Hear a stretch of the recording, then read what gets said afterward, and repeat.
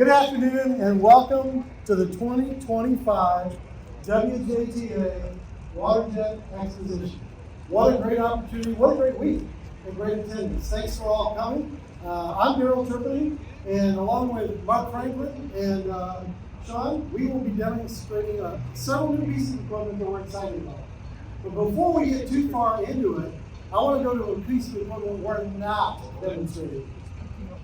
8 years ago, we introduced the eClutch. The eClutch was designed to make it so the pump disconnected from the power plant. So what you have here is the engine, and what you usually have what? A PTO lever. You may have a transmission. You may have had direct couple, but some way to connect the power plant. What the eSync did is it took us to the new level of disconnecting the power from the pump. Because we said we were trying to not drop water on the ground, and we wanted to depressurize where the operator was. So by putting the eClutch out there, we were able to disconnect the power, and then therefore the pump stopped. And when the pump stopped, it depressurized. What that allowed us to do is not dump water on the ground, make your work area safer, and operator have complete control of shutting it off. We weren't done then. We took that idea and said, hey, what can we do next with this technology of decoupling the pump from the engine? We developed the eSync technology. eSync is our brand name, but it was an electronic version to activate the pump either from a pendant, a foot control. What was unique about the foot control is the hose didn't run through it. So if you've ever stood there and shot a tube bundle and you're sitting there walking because it's bouncing away from you, no longer, because the hose is going directly. We were getting the operator away from the high pressure. We also had a hand lance, because we still are in business. We still have hand lance. We started WJTA safety training with hand lance. So we still have a hand lance, but we have those tools. Today, we're going to go to a whole new level. We're going to talk about our new HydraFlex. But as we do, when you think about it, 2 years ago we introduced the prototype. And we've been working on that prototype to develop new tools and new ways to use this prototype. So we're going to be excited to show you this. I'm going to explain the two devices here just because you may want to reposition where you're at. The first device is a camera on the control panel, which will be shown on that TV, which you can see a little closer what's going on in the control panel. Second is a mirror, kind of basic safety, but a mirror, and on that mirror, what the mirror does is going to show you the plunger speed. So this pump is designed to go from 100 RPMs to 524 RPMs. We can control that with the control panel and keep the flow where we want it. So in other words, instead of having 100% flow and having to nurse the engine up and trying to figure out how to get to the right pressure, we can set the pressure. It'll bring up the engine and the pump to the speed to achieve the pressure, and it doesn't matter what tool I have in the engine.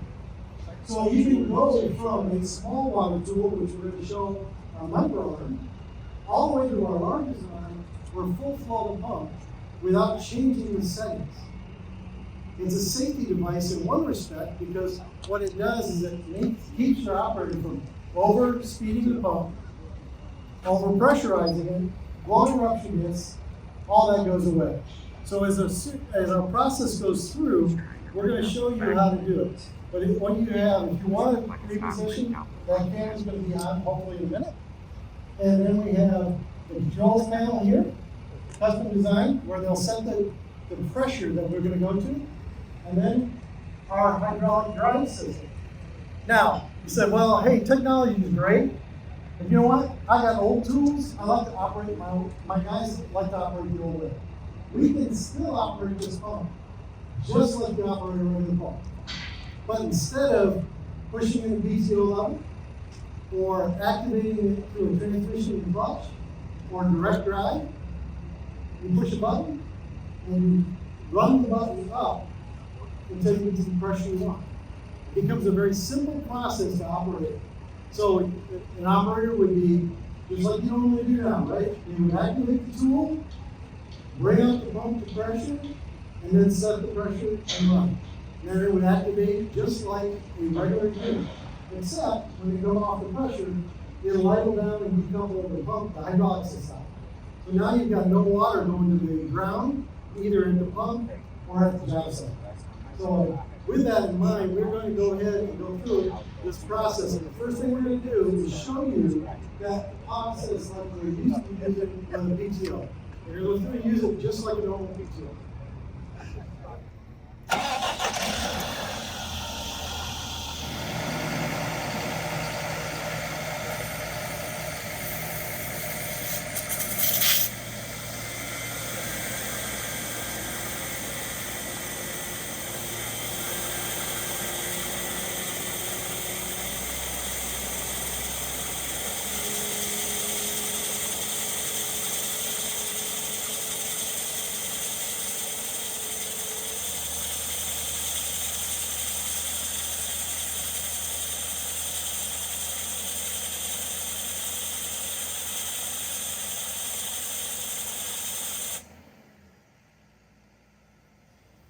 So in case you were wondering, that was 20 gallons a minute at 18,000 psi.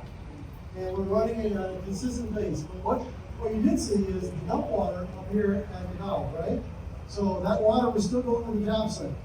What you didn't see during that process is what happens when you're setting up the job site. You're activating the tool, you're engaging the pump, and the operator is bringing it up to speed. What you didn't see is a bypass valve, an air bypass valve, or a throttling valve for them to set the pressure. The pressure is set by the control of the hydraulic speed of the pump. So if you were able to see the mirror, you would see that that pump was actually running about 480 RPMs to get to the 18,000 psi. Now, we're going to hook it to a smaller device where we're going to do 5.6 gallons a minute at 18,000 psi, but we're going to use our eSync tools to activate it. So he's going to use that eSync controller, and we're going to turn on the water, and we're not going to have to reset the pump. The pump's already set to max of 18,000 psi. So across tools, you never worry about exceeding pressure or creating a dangerous situation.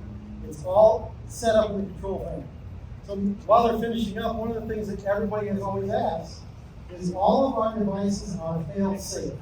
So if for any reason the eSync disconnected or anything trying to overpressurize, like maybe you got a slug in your line and blocked your nozzle, it's going to stop the pump automatically.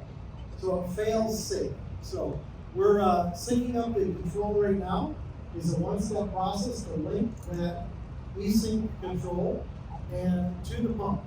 Now, in a minute, I'm going to tell you a little bit more about our new series of eSyncs, but we're going to go ahead and do this demo first and show you 18,000 psi at 5.6 gallons a minute through our Micro Mark II.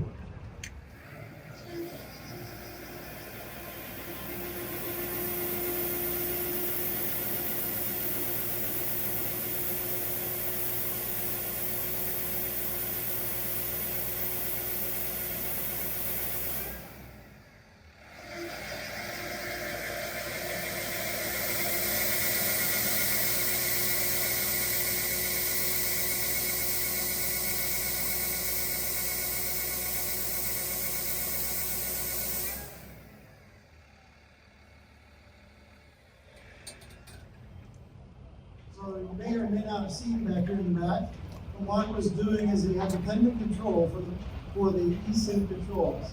He could operate that close to the pump or further away. So what we're introducing this year is our eSync 2.0. We listened to your feedback on the first version. It was a great tool, but it was limited in its ability. So it had line of sight for 300 feet. You could reach signal line of sight to activate the pump from the eSync control. We wanted to make sure that you had learned further. It was also a 2.4 gigabytes or 900 megahertz.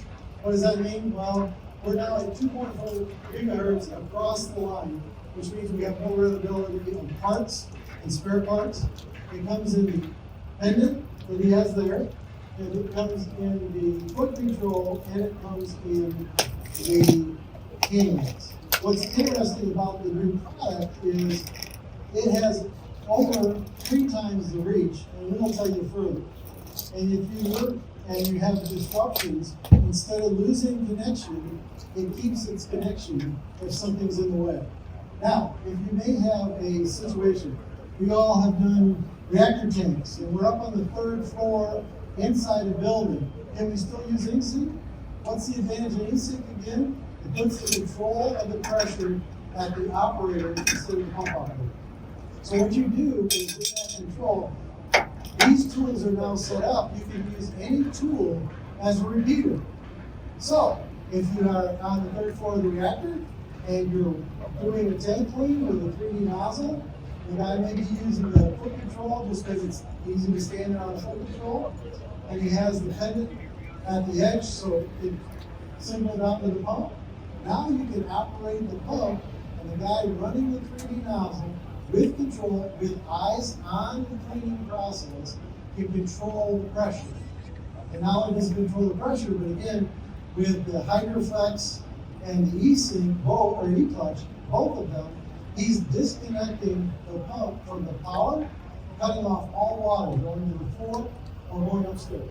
So you can see the huge advantages to this, and it's a huge step forward for us because of that ability to reach. To test it out, we did a lot of rigorous testing by simply saying, we'll go to the back of our building, through our manufacturing, through our machine shop, and run the signal using the camera. Never lost signal. 100% signal. And that's what is key. The sun doesn't help at all. So we're showing you a lot together. I know that will catch up. We have a full display of the control panel in our booth, set up to actually show you how it functions. So you can test it. We also have the full eSync display so we can show you. But yet, don't worry, you can still use your old tools the old way using the same process. So our next one is we're going to use the mini arm, and we're going to do it at 10 gallons a minute, 18,000 psi.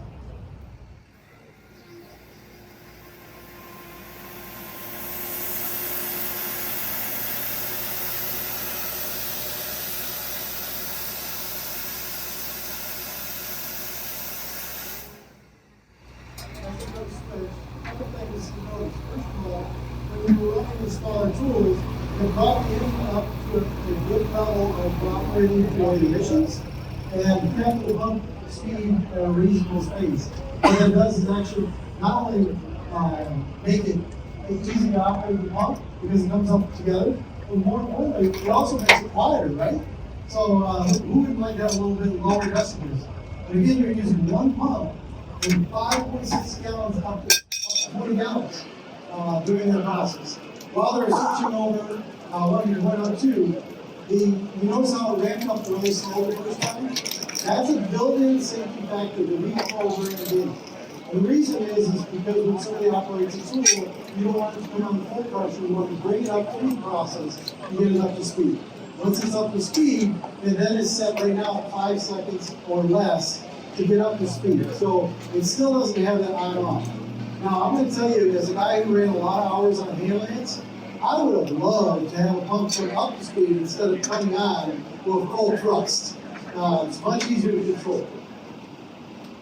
What you have here is our 3 arms. Our Mark Arm Mark II was introduced 2 years ago. It has extended reach over our previous Mark arms. It has the head that's on it now, which is a bar that can be used on the side, the walls, the ceiling. But it also has the ability to go 10 to 20,000 psi, 2-jet, 4-jet, 5-jet nozzle. Also, we can switch it over to 4,000 psi nozzle. So a lot of different applications, total versatility, and the operator is again out of the blast zone, controlling it. We had to have the mini arm, which has been out for a long time, a still strong product that gives us those tools. We upgraded the controller, we upgraded the motion control, and we changed over to the prototype chassis from the cat chassis, and been very successful. In our large one, we have run, and you can run 600 horsepower at any place you want. So can the mini arm, the micro arm, down to 300 horsepower. So lots of versatility in these tools. controls and you can watch the operator is out of the glass zone and having full control, and whether you do it line of sight or in some cases we have to do what? With cameras, right? And so we do that. If you haven't noticed, the plunger speed on the different volumes changed. So we were about 125 RPMs on our lowest one, and we were about 460 on the fastest one. So it adjusted, but it adjusted up to 18,000 PSI because that's what we set. So that's our process operator for the big water using the eSync tool.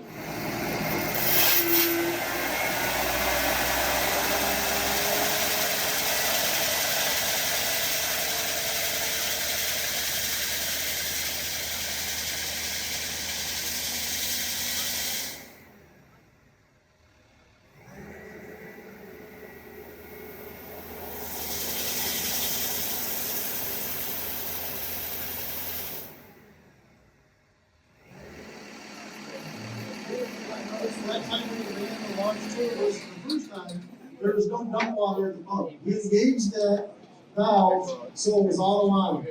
And obviously the operator could easily have dependent in the cab with him, so you have one operator and one control, or you can move it anywhere else. And so again, 900 feet, totally different directions, lots of opportunities. So hopefully what you've seen is just basically the versatility. When you start using your automation tools, how many times do you take off with a 5-lancer machine and have the flow the same? No, this radio communicator. Therefore, the nozzle is worn, you still get the same pressure you plan on. Those are the type of versatility. Start thinking about outside the box. How in the world can this tool make my job safer and more easy to set up and easy to operate? So we certainly do appreciate your time, and we look forward to seeing the other demos down the way. Thank you. Thank you, everybody. Thank you.